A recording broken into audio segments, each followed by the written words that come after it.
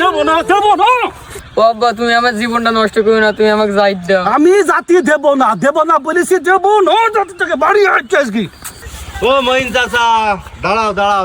চাচা, ছেলির হাত ধরে টানতে টানতে যাচ্ছ, ছেলি আবার কানছে। ছেলি কি কোনো অপরাধ করলো নাকি? অপরাধ করেনি, করতে যাইছিল। কানছে কেন? আমি তোকে লেখাপড়া করতে দেবো না, লেখাপড়া করতে দেবো না।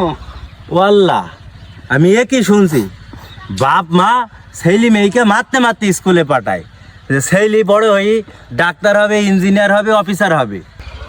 তোমার ফোস মতো ছেলে আমি কলেজে পাঠাই, আর রাত দিন সমানে এমসিবি করি বেড়াক, আর কিছুদিন পর যাই আমার পুঙ্গ মারা যাক।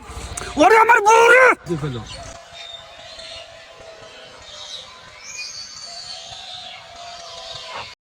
এই সব বাড়ি সব বাংলাদেশের লেখাপড়ার পুঙ্গ মারা সারা বাড়ি সব গম করতে হবে।